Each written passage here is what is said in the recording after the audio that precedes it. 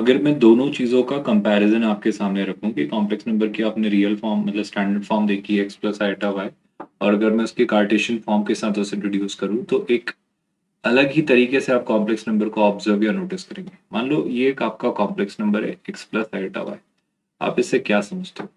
मैं इससे ये समझता हूँ सर कि अगर ये कॉम्प्लेक्स नंबर है आपका एक्स प्लस आइटा वाई, तो इसे अगर आप ओरिजिन से ज्वाइन करें, ये मतलब कॉम्प्लेक्स नंबर है, तो ये जो एंगल होगा इसे अगर मैं थीटा कह लूं तो इस कॉम्प्लेक्स नंबर का आर्ग्यूमेंट होता है। बिल्कुल सही बात है। आप इस डिस्टेंस को लेकर क्या ओपिनियन रखते हैं? मैं कहूंगा एक्स प्लस आइटा वाई का मतलब है ये डिस्टेंस वाई है, डिस्टेंस की बात कर रहा हूँ ना, और ये जो डिस्टेंस है डिस्टेंस एक्स है। अभी चूंकि फर्स्ट क्वाड्रेंट में हम देख रहे हैं तो ज्यादा दिमाग मत लगाइए, बस चीजें देखते जाइए, है ना। अगर मैं इस पॉइंट को कहूँ ओ कुछ देर के लिए और इसे कहूँ पी, तो ओ से पी की जो डिस्टेंस है, क्या आप उसे मॉड जेड नहीं कहेंगे?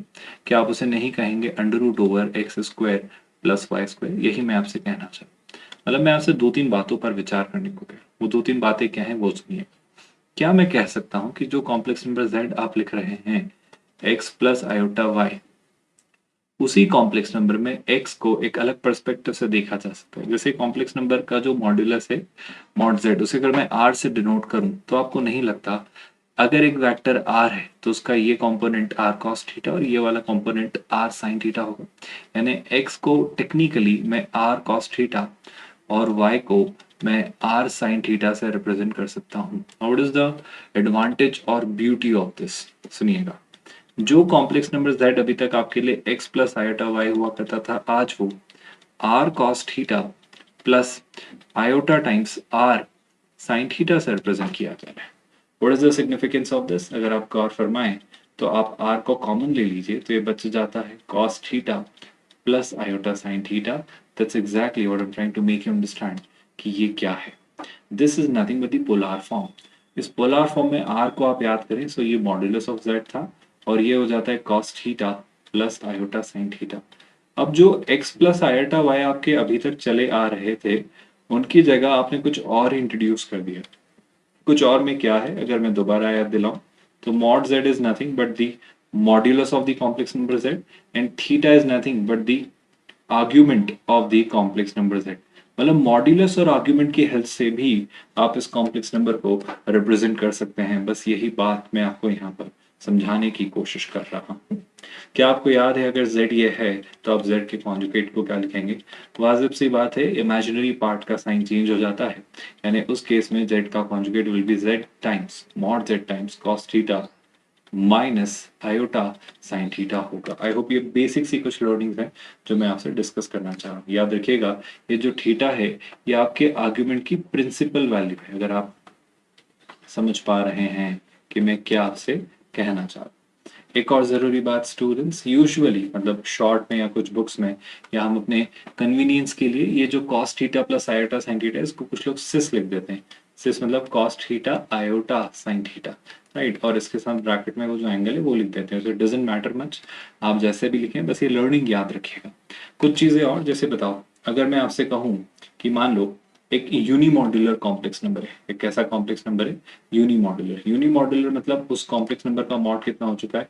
1। तो I hope you are realising अगर मॉड z ही 1 हो चुका है तो उस कॉम्प्लेक्स नंबर को कैसे लिखूंगा बताओ? क्या उस कॉम्प्लेक्स नंबर को सीधे सीधे cos theta plus iota sine theta नहीं लिखा जा सकता? आई होप आप मेरा स्टेटमेंट समझ पा रहे। अब इस यूनिमॉड्यूलर कॉम्प्लेक्स नंबर में मान लो आर्ग्यूमेंट 0 है। मैं अलग अलग केसेस आपको देना चाह रहा हूँ कि मान लो थीटा 0 है, तो बताओ z क्या हो जाएगा? z हो जाना है cos 0 plus iota sign 0। cos 0 1 होता है, साइन 0 0 होता है, यानी z हो जाएगा 0। आई होप आप समझ पा रहे हो। मान लो थीटा 90 होता है, अगर थीटा 90 होगा तो क्या हो जाएगा बताओ? उस केस में आपका कॉम्प्लेक्स नंबर हो जाएगा cos 90 plus iota sign 90। I hope आप सोच पा रहे हो, cos 90 होता है क्लियरली 1, सॉरी 0, और साइन 90 होता है 1, यानी हो जाएगा आपका एक प्योरली इमेजिनरी नंबर। मान लो थीटा होता है पाई, तो कॉम्प्लेक्स नंबर हो जाना है आपका cos pi plus iota sine pi. cos पाई होता है -1। आई होप ये बात, आई एम रियली सॉरी, मैंने यहाँ cos 0 को पता नहीं क्यों 0 लिखा। I am really really sorry. cos 0 is 1 है ना, पता नहीं दिमाग में नहीं रहा। cos पाई इज -1 और साइन पाई के किसी भी मल्टीपल पर 0 होता है तो -1 हो जाता है। थीटा अगर मान लो 2 पाई रहा तो आप देख पा रहे होंगे कहानी वापस बॉइल डाउन होकर यहाँ आ जाएगी। इससे पहले अगर मैं इसे लिखूं 3 पाई बाई 2, तो 3 पाई बाई 2 पर क्या होगा भाई, ये हो जाना है कॉस 3 पाई बाई 2 और ये हो जाना है आयोटा साइन 3 पाई बाई 2। यानी कि मैं आपसे बस इतना कहूंगा, कॉस पाई बाई 2 के किसी भी ऑड मल्टीपल पर 0 होता है, और साइन पाई बाई 2 अगर 1 होता है तो साइन 3 पाई बाई 2 -1 होता है, यानी हो जाना है माइनस आयोटा। तो इस तरीके से आपको प्योरली रियल और प्योरली इमेजिनरी वैल्यूज मिलेंगी। ऑफ कोर्स अगर थीटा पाई का कोई मल्टीपल है तो प्योरली रियल, और थीटा पाई बाई 2 का कोई ऑड मल्टीपल है तो प्योरली इमेजिनरी कॉम्प्लेक्स नंबर्स मिलेंगे, जो पोलार फॉर्म से भी आप बनते हुए क्लियरली एविडेंटली देख पा रहे होंगे। आई होप अभी तक ये कहानी पूरे तरीके से क्लियर है। एक छोटे से एग्जाम्पल के थ्रू मैं और अच्छे से आपको समझा देने की कोशिश कर देता हूँ कि कोई अगर मुझे कॉम्प्लेक्स नंबर दे दिया जाए तो उसे पोलार फॉर्म में कैसे कन्वर्ट करते हैं। जैसे मुझे दिया जाए -1/2 माइनस आयोटा टाइम्स √3/2, राइट। और बोला जाए कि आप इसका पोलार फॉर्म लिखो, मतलब अगर इसे पोलार फॉर्म में कन्वर्ट करना है, पोलर पोलार जो भी आप कहना चाहें, that's totally up to you, pronunciation का फर्क है, काम पे ध्यान दीजिए, है ना। तो मैं ये कहूंगा कि इसकी पोलार फॉर्म को आप कैसे लिखेंगे, तो गौर से सुनिएगा स्टूडेंट्स। आप सिंपल सा एक काम करिए, थोड़ा सा इसे और अच्छे से ऑब्जर्व करिए। बताओ, एक्स भी नेगेटिव है, वाई भी नेगेटिव है, मतलब थर्ड क्वाड्रेंट का किस्सा है, -1/2 -√3/2 मान लो यहाँ कहीं आता है ना। सो ये आपका कॉम्प्लेक्स नंबर है -1/2 -√3/2 आयोटा, है ना। इसे मैं कह लेता हूँ, थोड़ा देख लिए जेड। तो पहले तो मुझे यही निकाल लेना है कि इस कॉम्प्लेक्स नंबर का आर्ग्यूमेंट क्या होगा। आई होप आप समझ पा रहे हैं। थर्ड क्वाड्रेंट में यानी क्लॉकवाइज आना होगा, और इस तरीके से आप आएंगे। गौर से सुनिए, क्या आप मुझे ये लेंथ बता सकते हैं, क्या आप मुझे ये लेंथ बता सकते हैं। आई होप आप समझ पा रहे हैं। ये जो एक्स वाली लेंथ है, लेंथ वाइज में बात करूँ तो लेंथ 1/2 है, और ये लेंथ √3/2 है। तो y अपॉन एक्स से मैं ये टेन थीटा निकाल सकता हूँ। √3/2 अपॉन 1/2, 2 से 2 कैंसिल, तो ये बचेगा √3। 10 कब √3 होता है स्टूडेंट्स, ये 60 डिग्री पर होता है, यानी ये रहा होगा पाई/3। तो ये वाला एंगल मैग्नीट्यूड वाइज बात करूं तो पाई माइनस पाई/3 यानी 2 पाई/3, लेकिन डायरेक्शन भी इंक्लूड है, इन्वॉल्व है, तो ये हो जाता है -2 पाई/3। तो मुझे अपने कॉम्प्लेक्स नंबर z का सबसे पहले तो आर्गुमेंट पता चलता है, जो कि है -2 पाई/3।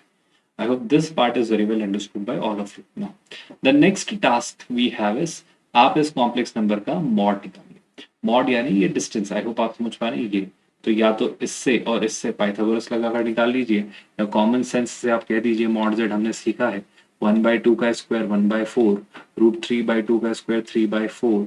आई होप आपको दिख रहा है क्लियरली, 4/4 यानी 1 और 1 का √1। तो ये यूनिमॉड्यूलर एक कॉम्प्लेक्स नंबर है जिसका मॉड कितना है स्टूडेंट्स, जिसका मॉड है 1। क्या ये बात आप डाइजेस्ट कर पा रहे हैं। यहां से अगर मैं आगे बढ़ूं, यहाँ चूंकि मुझे मॉड z की वैल्यू जो मिल चुकी है दैट इज 1, है ना। अब इससे क्या फायदा हुआ, अरे भाई अब आप किसी भी कॉम्प्लेक्स नंबर को पोलार फॉर्म में लिखना जानते हैं। How do you write it as mod of z times कितना, cos theta plus iota sine theta. यहाँ ये बात हम याद रख पा रहे हैं कि थीटा जो है that is the principal value of this argument.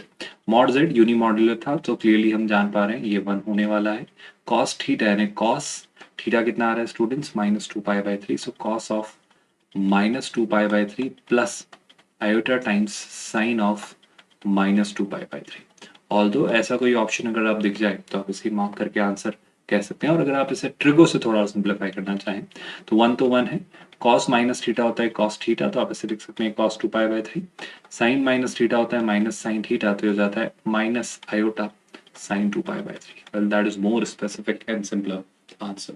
Next session में पोलार फॉर्म से ही हम शिफ्ट होंगे अब ऑयलर्स फॉर्म पर, और अपने डिस्कशन जो कॉम्प्लेक्स नंबर का चल रहा है उसे आगे बढ़ाएंगे।